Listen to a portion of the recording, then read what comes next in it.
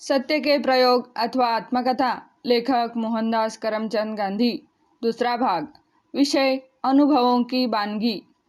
Natal के बंदरगाह को डरबन कहते हैं और वह नेटाल बंदर के नाम से भी पहचाना जाता है।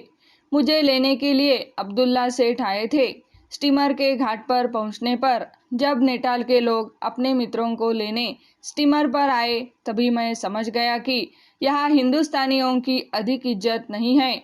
अब्दुल्ला सेठ को पहचानने वाले उनके साथ जैसा बर्ताव करते थे उसमें भी मुझे एक प्रकार की असभ्यता दिखाई पड़ी थी जो मुझे व्यथित करती थी। अब्दुल्ला सेठ इस असभ्यता को सह लेते थे। वे उसके आदी बन गए थे। मुझे जो देखते वे कुछ कुतूहल की दृष्टि से देखते थे। अपनी पोशाक के कारण मैं दूसरे हिंदुस्तानियों से कुछ अलग पड़ जाता था। मैंने उस समय फ्रॉक कोट वगैरह पहने थे और सिर पर बंगाली ढंग की पगड़ी पहनी थी। अब्दुल्ला सेठ मुझे घर ले गए। उनके कमरे की बगल में एक कमरा था, वह उन्होंने मुझे दिया। न वे मुझे समझते और न मैं उन्हें समझता।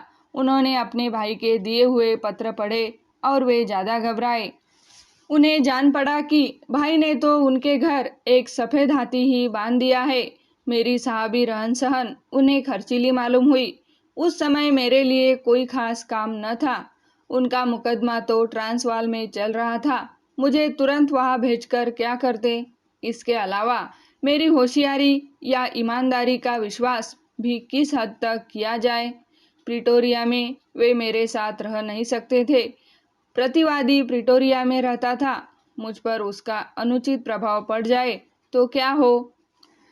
यदि वे मुझे इस मुकदमे का काम न सौंपे तो दूसरे काम तो उनके कारकुन मुझसे बहुत अच्छा कर सकते थे। कारकुनों से गलती हो तो उन्हें उलाहना दिया जा सकता था, पर मैं गलती करूँ तो काम या तो मुकदमे का था या फिर मुहर्रिर का था। इनके अलावा तीसरा कोई काम न था। अतएव यदि मुकदमे का काम न सौंपा जाता तो मुझे घर बैठे खिलाने की नौबत आती। अब्दुल्ला सेठ बहुत कम पढ़े लिखे थे, पर उनके पास अनुभव का ज्ञान बहुत था। उनकी बुद्धि तीव्र थी और स्वयं उन्हें इसका भान था।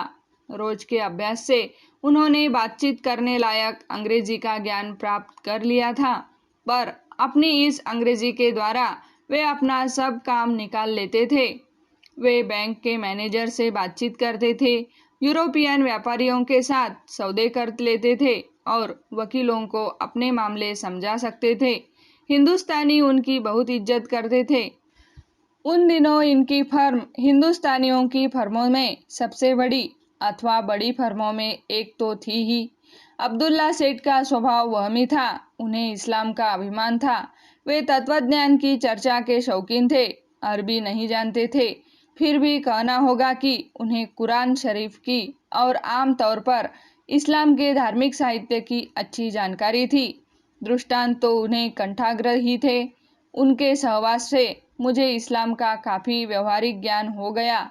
हम एक दूसरे को पहचानने लगे। उसके बाद तो वे मेरे साथ खूब धर्म चर्चा करते थे। वे दूसरे या तीसरे दिन मुझे डरबन की अदालत दिखाने ले गए। वहाँ कुछ जान पहचान कराई। अदालत में मुझे अपने वकील के पास बैठाया। मैजिस्ट्रेट मुझे बार बार देखता रहा। उसने मुझे पगड़ी उतारने के लिए कहा। मैंने इनकार किया और अदालत छोड़ दी। मेरे भाग्य में यहाँ भी लड़ाई बधी थी। अब्दुल्ला सेठ ने मुझे पगड़ी उतारने का रहस्य समझाया। मुसलमानी पोशाक पहना हुआ आदमी अपनी मुसलमानी पगड़ी पहन सकता है, पर दूसरे हिंदुस्तानियों को अदालत में पैर रखते ही अपनी पगड़ी उतार लेनी चाहिए। इस सूक्ष्म भेद को समझाने के लिए मुझे कुछ तथ्यों की जानकारी देनी होगी। इन 2-3 दिनों में ही मैंने देख लिया था कि हिंदुस्तानी अफ्रीका में अपने अपने गुट बनाकर बैठ गए थे। एक भाग मुसलमान व्यापारियों का था, वे अपने को अरब कहते थे। दूसरा भाग हिंदू या पारसी कारकुनों, मुनीमों या गुमाश्तों का था। हिंदू कारकुन अधर में लटकते थे, कोई अरब में मिल जाते थे। पारसी अपना परिचय पर्शियन के नाम से देते थे। व्यापार के अलावा भी इन तीनों का आपस में थोड़ा बहुत संबंध अवश्य था। एक चौथा और बड़ा समुदाय तमिल, तेलुगु और उत्तर हिंदुस्तान के गिरमिटिया तथा गिरमिट मुक्त हिंदुस्तानियों का था। गिरमिट का अर्थ है वह इकरार यानी एग्रीमेंट, जिसके अनुसार उन दिनों गरीब हिंदुस्तानी 5 साल तक मजदूरी करने के लिए नेटाल जाते थे। गिरमिट एग्रीमेंट का ही अपभ्रंश है और उसी से गिरमिटिया शब्द बना है।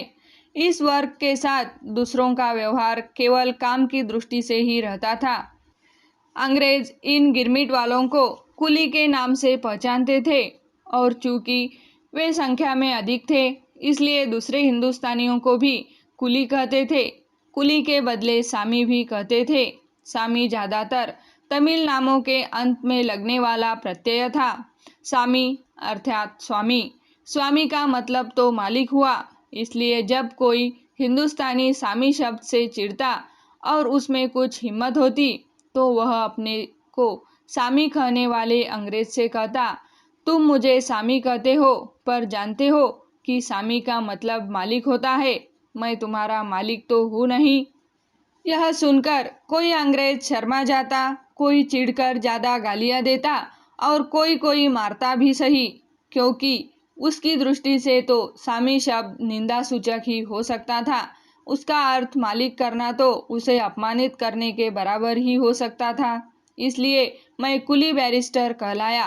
व्यापारी कुली व्यापारी कहलाते थे। कुली का मूल अर्थ मजदूर तो भुला दिया गया। मुसलमान व्यापारी यह शब्द सुनकर गुस्सा होता और कहता, मैं कुली नहीं हूँ, मैं तो अरब हूँ। कोई थोड़ा विनयशील अंग्रेज होता तो यह सुनकर माफ़ी भी मांग लेता। ऐसी दशा में पगड़ी पहनने का प्रश्न एक महत्व का प्रश्न बन गया। पगड़ी उतारने का मतलब था अपमान सहन करना। मैंने तो सोचा कि मैं हिंदुस्तानी पगड़ी को विदा कर दूं और अंग्रेजी टोपी पहन लूं, ताकि उसे उतारने में अपमान न जान पड़े और मैं झगड़े से बच जाऊं। पर अब्दुल्ला सेठ को यह सुझाव अच्छा न लगा। उन्होंने कहा, अगर आप इस वक्त यह फेरफार करेंगे तो उससे अनर्थ होगा। जो दूसरे लोग देश की ही पगड़ी पहनना चाहेंगे, उनकी स्थिति नाजुक बन जाएगी। इसके अलावा आपको तो देशी पगड़ी ही शोभा देगी। आप अंग्रेजी टोपी पहनेंगे तो आपकी गिनती वेटरों में होगी।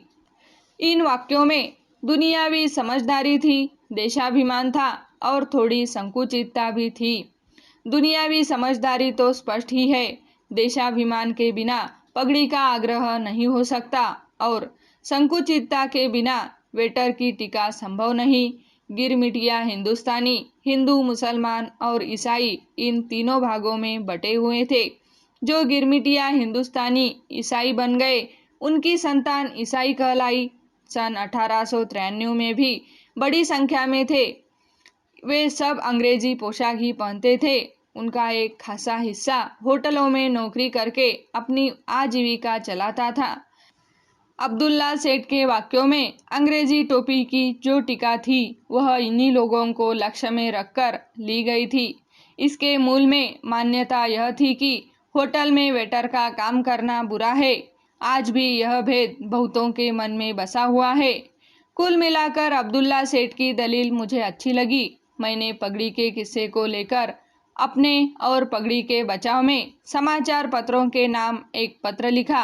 अखबारों में मेरी पगड़ी की खूब चर्चा हुई। अनवेलकम विजिटर, अवांछित अतिथि शीर्षक से अखबारों में मेरी पगड़ी की खूब चर्चा हुई और 3-4 दिन के अंदर ही मैं अनायास दक्षिण अफ्रीका में प्रसिद्धि पा गया। किसी ने मेरा पक्ष लिया और किसी ने मेरी धृष्टता की खूब निंदा की। मेरी पगड़ी तो लगभग अंत तक बनी रही। कब गई सो हम अंतिम भाग में देखेंगे। यह प्रयास अच्छा लगे तो चैनल को सब्सक्राइब, लाइक और शेयर करें। धन्यवाद।